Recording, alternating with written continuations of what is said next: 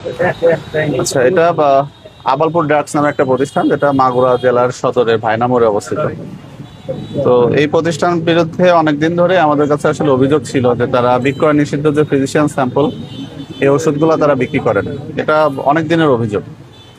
তো এদের দেখেন যে যে ড্রাগ লাইসেন্স আছে, ড্রাগ লাইসেন্সের শর্তাবলীতেও কিন্তু এই যে 6 নম্বরে লেখা আছে যে ফিজিশিয়ান স্যাম্পল ক্রয় বিক্রয় করা যাবে না। লাইসেন্সেরই নির্দেশনা, যেটা লাইসেন্সে নিষেধ করেছে যে ফিজিশিয়ান স্যাম্পল ক্রয় বিক্রয় করা যাবে না, কিন্তু উনি দীর্ঘদিন ধরে ব্যবসা করছেন, যেটা আমাদের কাছে অভিযোগ ছিল।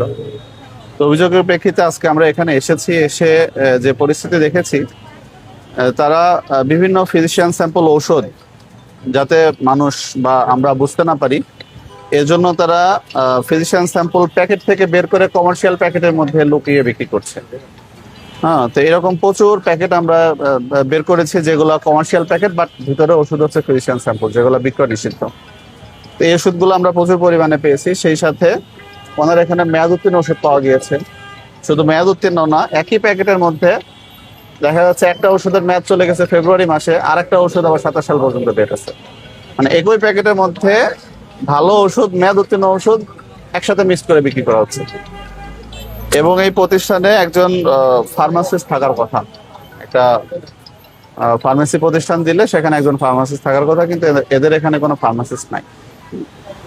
তো আজকে আসলে এখানে এসে যে বিষয়গুলো পেয়েছে, এটা আইনগতভাবে অপরাধ, এবং এটার জন্য আমরা এই প্রতিষ্ঠানটিকে আজকে সতর্কতামূলক 20,000 টাকা জরিমানা করেছি, এবং তাদেরকে সতর্ক করে যাচ্ছি যদি পরবর্তীতে আবার এই ধরনের ফিজিশিয়ান স্যাম্পল বা মেয়াদ উত্তীর্ণ ওষুধ যদি বিক্রি করেন, তাহলে আরো কঠোর আইনানুগ ব্যবস্থা গ্রহণ করা হবে।